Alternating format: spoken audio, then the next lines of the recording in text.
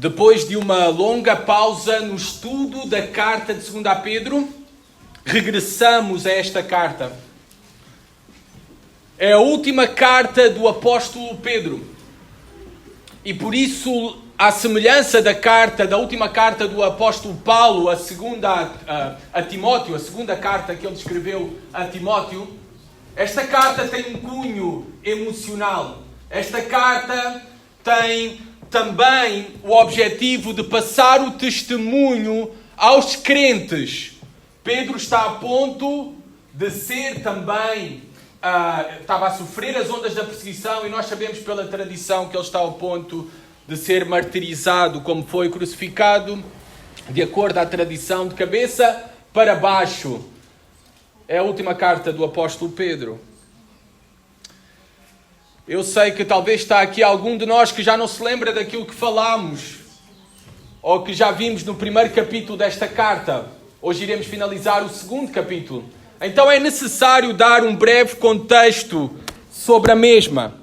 No capítulo 1, no primeiro capítulo, nós temos uma exortação final, um desafio final de Pedro aos cristãos para preservarem na fé, para serem diligentes na santidade e também na prática do amor. O amor é a marca mais distintiva de todo o cristão. É a marca da vida de Deus em nós. O amor fraternal, a verdadeira irmandade, o olhar para fora, o olhar para a igreja como família e abraçar a igreja como família. Ser reconciliado com Deus implica necessariamente ser reconciliado com o povo de Deus. Com o povo de Deus. Essa é a marca da vida de Deus em nós. O amor. O amor que nós nutrimos uns pelos outros. Ao finalizar o capítulo 1, ele aponta para aquilo que também é o fundamento da nossa união e também a autoridade final de toda a nossa vida. Ele aponta para a palavra de Deus. A palavra de Deus como a guia, a palavra de Deus como a fonte última de autoridade para nós, a palavra de Deus como o padrão para todo o viver cristão. O pregador, ele morre, a palavra de Deus irá permanecer. Pedro sabia que ele iria partir, mais cedo ou mais tarde. Ele sabia que esse momento iria chegar. O pregador morre, a palavra de Deus permanecerá, pois o poder não está no pregador, o poder está na palavra. Nós não dependemos do pregador, nós dependemos da palavra pregada. É isso que Pedro quer ensinar para todos nós. No capítulo 2, Pedro identifica claramente a maior ameaça para a igreja de Cristo. A maior ameaça para a igreja de Cristo não é aquela que vem de fora, é aquela que surge de dentro. E Pedro então identifica e adverte aqui no capítulo 2 sobre os falsos mestres. Pois os falsos mestres, com os seus falsos ensinos, ameaçam a saúde da igreja e a relevância da igreja neste mundo. Se nós não anunciamos, não defendemos a verdade da palavra de Deus, então nós somos inúteis. Não serve nada estarmos reunidos aqui esta manhã. Não temos nenhuma relevância, nem nada mais para oferecer a este mundo. Mais vale talvez formarmos um clube social, não há problema com isso, mas para isso podemos unir-nos à Associação dos Bons Dias. Não precisamos estar aqui esta manhã. Aquilo que nos une é a verdade da palavra de Deus. E se ela é pervertida, então nós já não temos nada mais relevante para oferecer.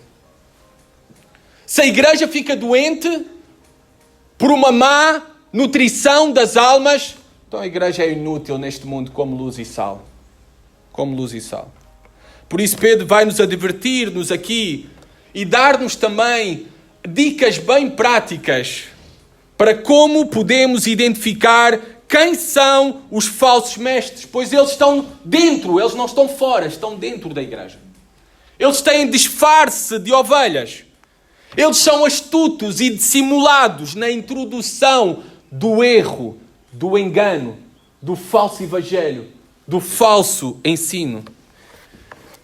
E Pedro faz isso nesta carta a cristãos e à igreja, pois é nossa responsabilidade individual não nos sentarmos aos pés de falsos ensinos.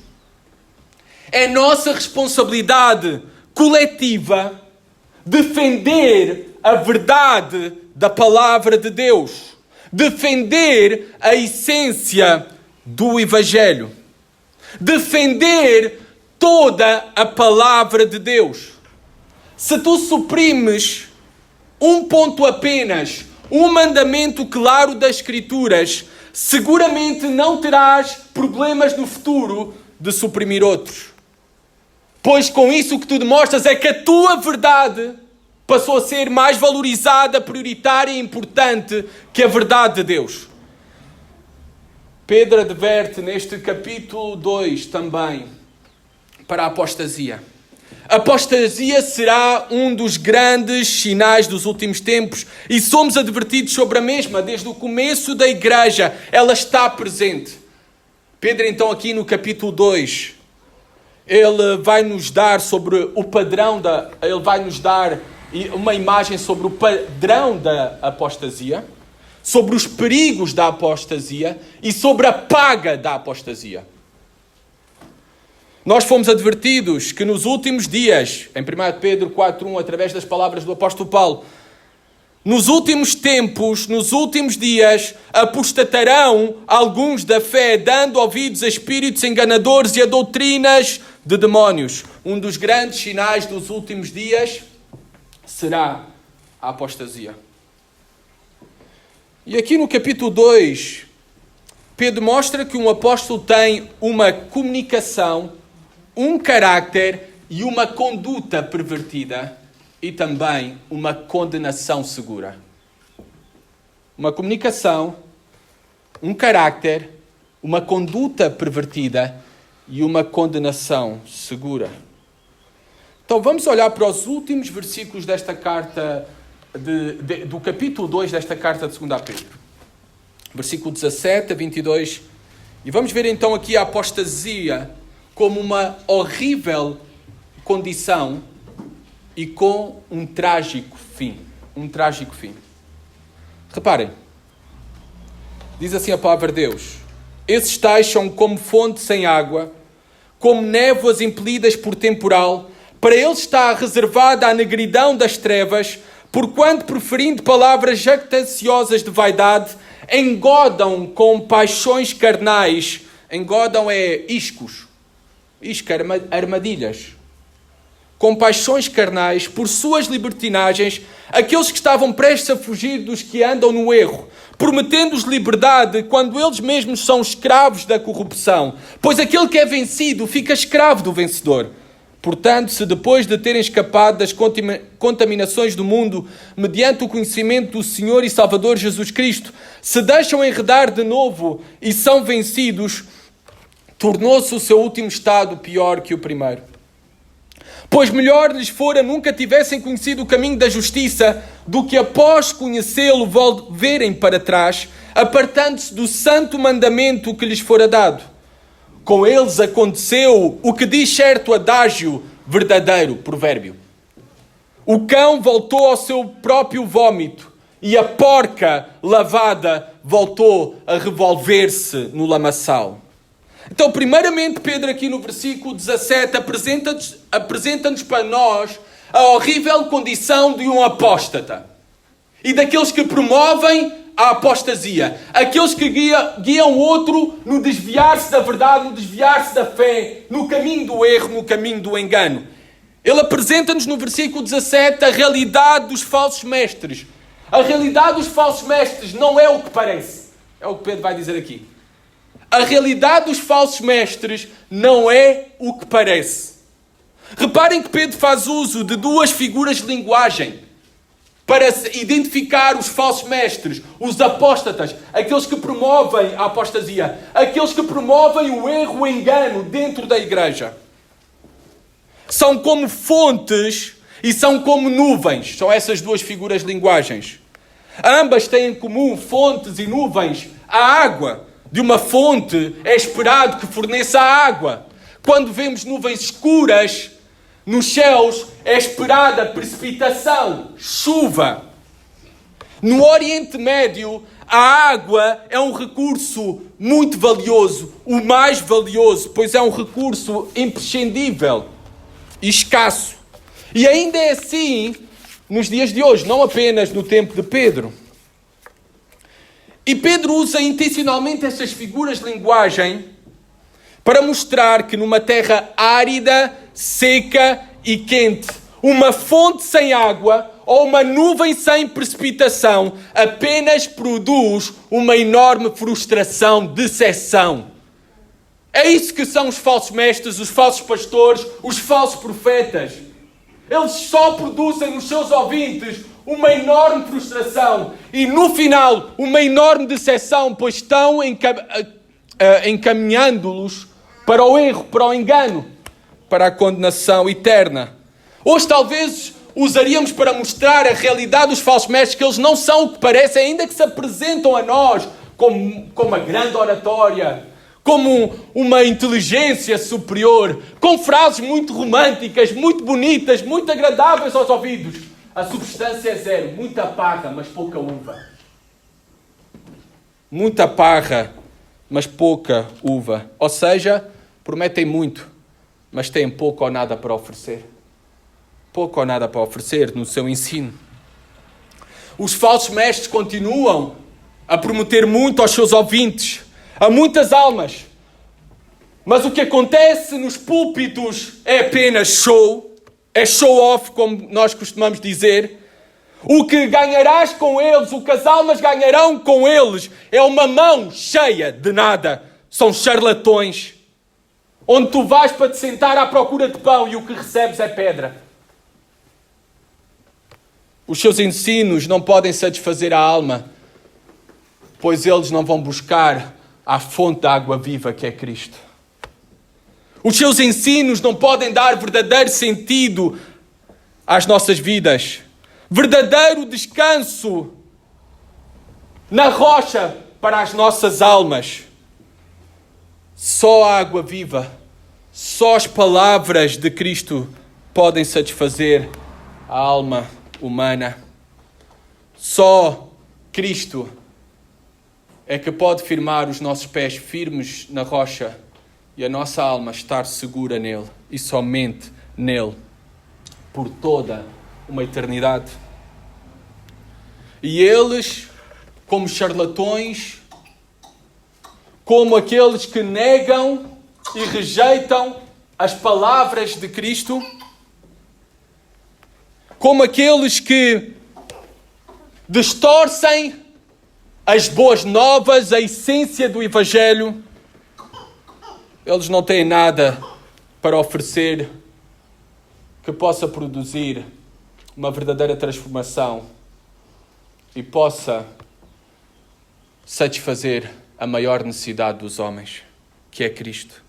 Os discípulos, em certa altura, disseram ao Senhor Jesus Cristo: a quem iremos? Só tu tens palavras de vida eterna. Só tu tens palavras de vida eterna. E por causa deles aparentarem o que não são, por causa deles perverterem as palavras da vida eterna, por causa deles se afastarem de Cristo e afastarem os seus ouvintes de Cristo, reparem qual será a sua realidade futura, o seu fim trágico. Versículo 17: para eles está reservada a negridão das trevas. É uma referência ao inferno, é uma referência ao lago de fogo, é uma referência ao juízo eterno. A realidade que lhe está aguardada no fim é uma condenação por toda uma eternidade e ainda um maior juízo pela posição que ocupam em relação aos demais, porque se apresentam como mestres, se apresentam como profetas, se apresentam como pastores, quando nunca foram chamados por Deus e quando não falam a palavra de Deus. Tiago adverte sobre isso no capítulo 3, se vocês forem para trás, versículo 1. Mestres sofrerão maior juízo. Tiago 3, capítulo 1 diz: meus irmãos, não vos torneis muitos de vós, mestres, sabendo que havemos de receber maior juízo. Iremos receber maior juízo. É uma grande e sublime responsabilidade, o qual estes falsos mestres tratam essa sublime responsabilidade com desprezo, como um show, como charlatões, como enganadores, conduzindo os seus ouvintes para fora da palavra de Deus, para fora do Deus da palavra. 18 a 19. Pedro apresenta-nos as manobras de engodo dos falsos mestres. Quais são as armadilhas, o isco que eles usam com os seus ouvintes? Primeiro repara do versículo 18 a 19, já lemos, porque preferindo palavras jactanciosas de vaidade. Primeiro, o uso de palavras jactanciosas de vaidade, ou seja, o discurso dos falsos mestres, se tu queres identificar, é um discurso cheio de palavras impressionantes, filosóficas, caras, enigmáticas, ostentosas, aquelas que tu ouves, soa bonito, mas não entendes nada. Não entendes nada. Esse discurso falsificado, aprimorado, artificial e não natural, ostensivo e vazio de humildade, que o único objetivo é chamar a atenção dos ouvintes para a sua oratória e suposta inteligência, para assim enganar muitos e capturar a mente dos ingênuos, dos desprevenidos e crédulos. O que é um crédulo? São aqueles que acreditam em tudo aquilo que ouvem, sem discernir o conteúdo ou o portador do conteúdo. Assim são muitos crédulos dentro da igreja, que se sentam debaixo de falso ensino, que aplaudam, que dão aplausos aos falsos mestres, que colocam likes nos seus vídeos, nas suas frases, sem discernir o conteúdo das mesmas e os portadores da mesma. Crédulos.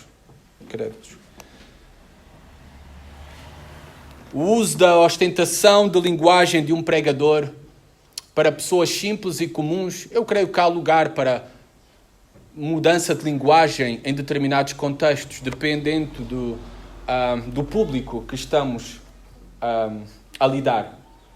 Mas normalmente, maioritariamente, geralmente, a igreja é composta por pessoas como nós, pessoas simples, comuns.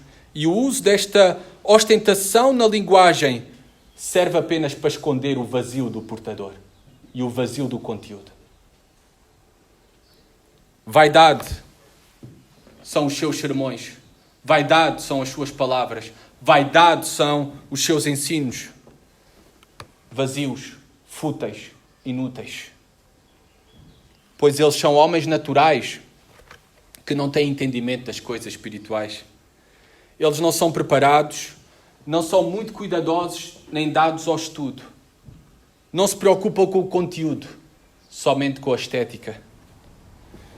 E, amados irmãos, a nossa maior preocupação não deve ser com a estética, mas com o conteúdo. Com o conteúdo. E podemos identificar falsos mestres por estas características que Pedro menciona. A primeira delas é o seu discurso. Ostensivo, para mostrar que supostamente são inteligentes, artificial, aprimorado, enigmático, filosófico, caro, apenas para esconder o vazio do seu conteúdo e o vazio do portador do mesmo. Infelizmente, nós muitas vezes, homens e mulheres, somos inclinados mais a valorizar a vista, o superficial, o popular e o externo, o exterior. Quando, na verdade, o que devemos de valorizar mais é o profundo, o impopular e o interno, o interior. Os falsos mestres, na verdade, se tu os ouves e se tens bom discernimento, já agora, queremos alcançar bom discernimento em todas as coisas, ser bons ouvintes e avaliadores, discernir bem aquilo que estamos a ouvir, é necessário conhecer a verdade e buscarmos esse conhecimento da verdade. É necessário dedicação, como vimos no último domingo, para interpretar as Escrituras, a Bíblia, corretamente. Os falsos mestres, na verdade, quando tu ouves, reconhecerás facilmente que não dizem nada com substância. Até pode soar agradável, meio romântico, é o que eu costumo dizer, mas não transmitem nenhuma erudição, nem espiritualidade. Outro engodo, manobra de engodo dos falsos mestres que Pedro identifica aqui, é acenar com paixões carnais. Acenar com paixões carnais.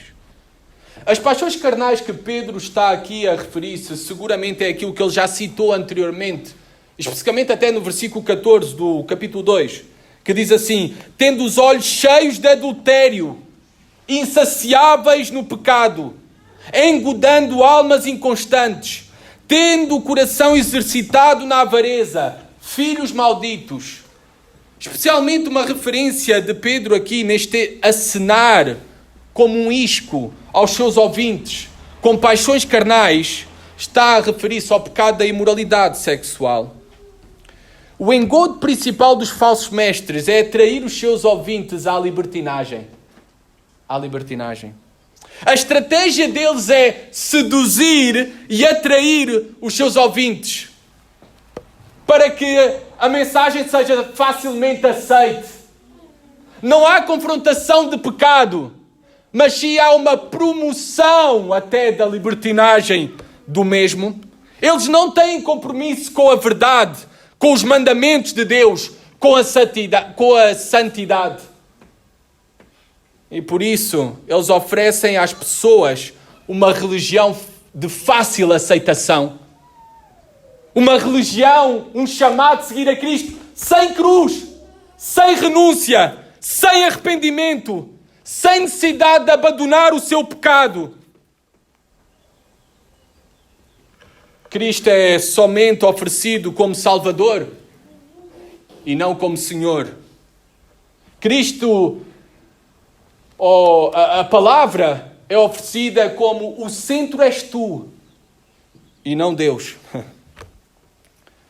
Eles apresentam Deus como um servo nosso que está para cumprir os nossos caprichos e desejos e dar-nos uma vida feliz, abundante, próspera. Ele é comparado, ou comparam a Deus e oferecem a Deus como o gênio do Aladim para cumprir os nossos desejos.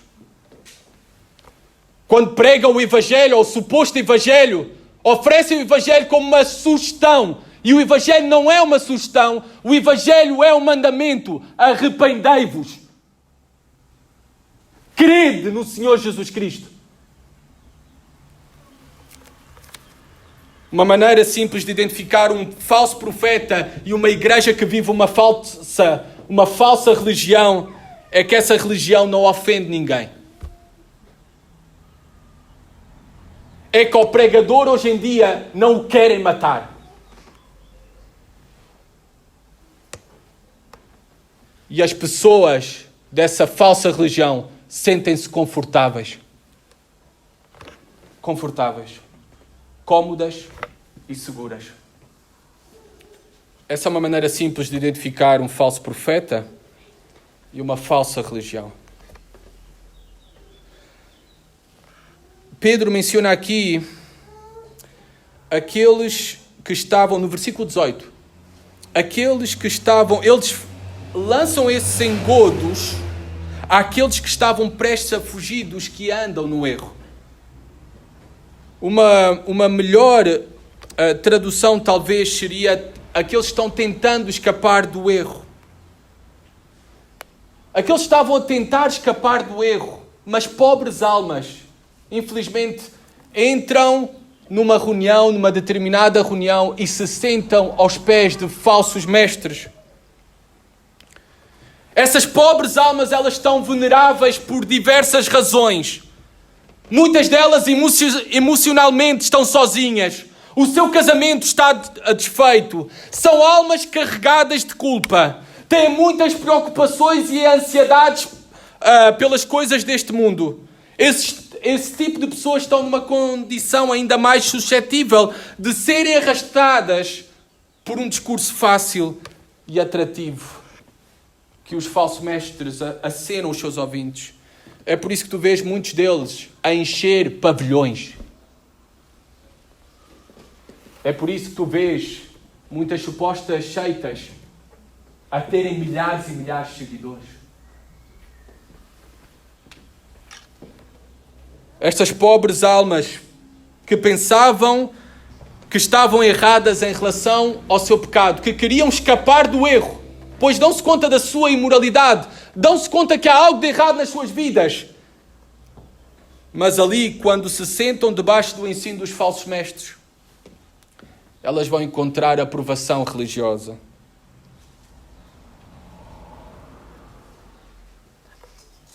Elas serão confundidas com aquilo que ouvem e elas seguirão o caminho do erro, como um boi para o matador.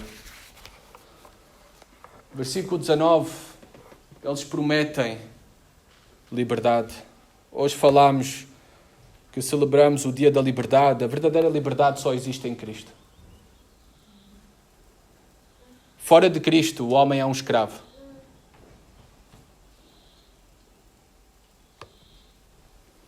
Muitos, provavelmente, dos falsos mestres e dos seus seguidores interpretavam de maneira errónea o ensino de Paulo em Romanos 6, em que Paulo ali diz que nós somos livres em Cristo. E os falsos mestres então diziam: vê, somos livres em Cristo, façamos então o que queremos. Somos livres em Cristo para cumprir os nossos desejos, a nossa vontade, para satisfazer as nossas paixões. Seguramente era isto que estava a acontecer, porque Pedro, no capítulo 3, como vamos ver ao finalizar o estudo desta carta, quando o Senhor permitir, diz que eles distorciam as palavras, as próprias palavras, cartas, ensinos do apóstolo Paulo. E seguramente era por causa do ensino dele em Romanos capítulo 6. Na verdade, Romanos 6 é muito claro sobre a condenação da prática da libertinagem. Nós não somos livres para a prática do pecado. Na verdade, aquele que pratica o pecado está na pior condição de escravidão, pois é escravo das suas paixões e suas consequências no presente e por toda uma eternidade. Estes falsos mestres prometem liberdade, mas na verdade eles são escravos do pecado. E aqueles que o seguem, proclamando a bandeira da liberdade em Cristo, na verdade o que eles são vencidos, subjugados, como diz aqui o texto ao final do versículo 19. Pois aquele que é vencido fica escravo do vencedor.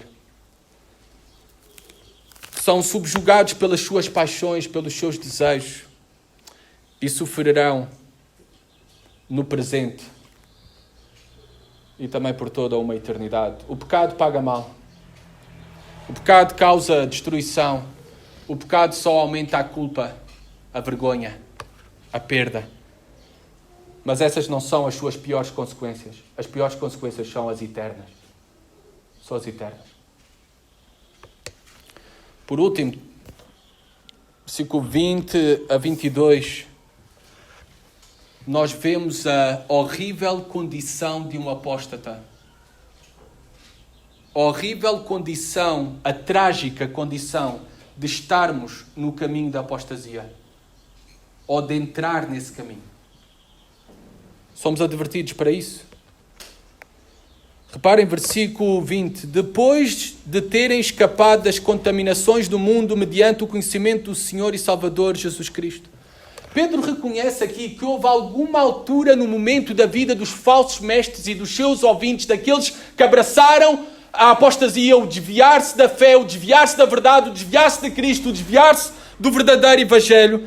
Pedro admite aqui, reconhece aqui que houve em alguma altura um desejo de escaparem, de fugirem das contaminações do mundo, mediante o conhecimento de Cristo como Senhor e Salvador. Interessante esta palavra que ele usa aqui, contaminações. Ela transmite a ideia de uma mistura de cheiros no original, uma mistura de cheiros nauseabundos, imundos, tóxicos. É isso que o mundo tem para oferecer. É isto que o mundo mais tem para oferecer. É lixo. É insanidade. Um homem que nasce mulher agora pode ser determinado e tratada.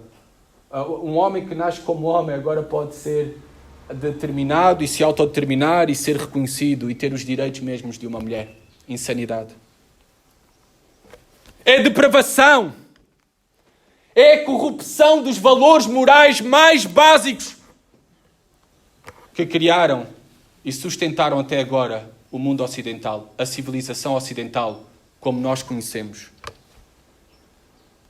E muitos homens e mulheres até que não se identificam com Cristo, não são cristãos, mas muitos até desejam e rejeitam, desejam escapar desta corrupção moral e rejeitam essa corrupção moral, esse sistema perverso que impera no mundo. Pedro reconhece aqui que até houve alguns deles, dos falsos mestres, dos seus seguidores, que desejaram o mesmo. E até buscaram encontrar esse escape em Cristo. Mas o que vemos é que eles se deixaram enredar de novo e são vencidos. Tornou-se o seu último estado pior que o primeiro. Pior que o primeiro. Sabem, buscar conhecer a Jesus Cristo, ser simpatizante, não é o mesmo que ser discípulo de Jesus Cristo. Um discípulo assume todas as responsabilidades e o custo da chamada para seguir a Cristo. Se a tua fé não abraça a renúncia, se não abraça o sofrimento, se não abraça a cruz, a tua fé é hipócrita. É hipócrita. Também não podes seguir a Cristo, não podemos seguir a Cristo à nossa maneira, tem que ser à sua maneira. Não podemos escolher algumas partes da mensagem de Cristo. Ou é tudo, ou é nada. Não basta seguir de perto a Cristo, como esses falsos mestres e os seus ouvintes. É necessária entrega absoluta a Cristo. Não basta com ouvir o Evangelho, sentarmos para ouvir o Evangelho. Há que abraçar o Cristo do Evangelho. Há que abraçar o Cristo do Evangelho. Eles se deixam enredar, envolver-se de novo. Este é o caminho da apostasia. Depois de ouvirem a verdade, de ouvir o Evangelho, rejeitam o mesmo. Abandonam o mesmo. Negam a fé. Negam os mandamentos do Senhor, não os guardam. Estas ações deliberadas provam apenas que nunca se converteram genuinamente a Cristo. O seu estado é pior do que o primeiro. Porquê? Porquê que o seu estado é pior do que o primeiro? Não importa se o teu pai foi pastor. Não importa se tu cresceste numa igreja. Não importa se estudaste 3 anos no seminário. Não importa se fizeste o curso de novos membros da Igreja Batista da Ramada. Não importa se foste batizado. Não importa se és professor da EBD. Nada disso é passaporte para o céu. Somente é passaporte para o céu abraçares o Cristo do Evangelho e viver para Ele até ao fim. Aqueles que perseverarem até ao fim serão salvos. Serão salvos. Tornou-se o seu último estado pior que o primeiro. Eis o resultado da apostasia.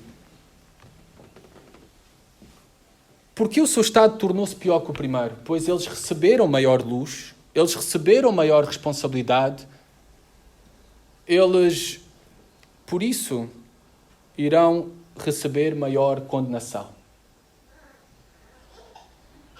O facto de sentarmos aos pés de Jesus Cristo e da sua palavra esta manhã, a cada domingo, a cada dia, aumenta apenas a nossa responsabilidade. Maior revelação, maior responsabilidade e maior será o juízo, condenação.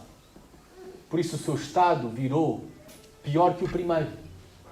Porque receberam maior revelação, ouviram a verdade e rejeitaram essa mesma verdade. Essa é a apostasia. Um fim trágico. Versículo 21, pois melhor lhes fora nunca tivessem conhecido o caminho da justiça, do que após conhecê-lo volverem para trás, apartando-se do santo mandamento que lhes fora dado. Um apóstata, ele nasce dentro da igreja, não fora. E nós temos de ter uma responsabilidade, e quando estamos juntos, esse compromisso de podermos vigiar pelas nossas almas, mas também vigiar uns pelos outros, porque um apóstata nasce dentro da igreja, não fora. Dentro é que desvia-se, não guarda os mandamentos, abraça o caminho do erro, torna-se escravo das paixões carnais. Por isso é que estamos juntos também, para vigiarmos uns pelos outros. E se nos dizemos cristãos e que nos amamos verdadeiramente uns aos outros, então nós devemos confrontar o pecado. A igreja deve ser um lugar para confrontar os nossos pecados. E quando somos confrontados pelo nosso pecado, devemos valorizar e agradecer muito isso. É um sinal de verdadeiro amor, verdadeira irmandade. Para nos guardarmos, todos nós, do caminho da apostasia, pois o apóstata nasce dentro da igreja, não fora. Versículo 22. As melhores imagens que Pedro escolhe para descrever um apóstata não são nada agradáveis. Escolhe a imagem de um cão e de um porco. Escolhe a imagem do provérbio 26:11, o cão que volta ao seu vómito. E escolhe a imagem de uma porca. De uma porca, que talvez um provérbio inventado por ele ou um provérbio popular conhecido naquele tempo. Ele escolhe essas duas imagens. E escolhe de uma maneira propositada. Estes dois animais eram considerados, de acordo à lei, imundos para os judeus. Tanto o cão como os porcos. E ele mostra que são animais imundos em práticas imundas. Comer o seu próprio vómito não é uma imagem muito agradável para nós esta manhã. Revolver-se na lama, na sujidade da lama, também não é esta a nossa natureza. Nós não buscamos isso. Mas é a natureza do porco. É a natureza do cão. Todo o cão faz isso. Eu tive cães. Eu vi-os eles a fazer isso. Vomitar e vão lá comer.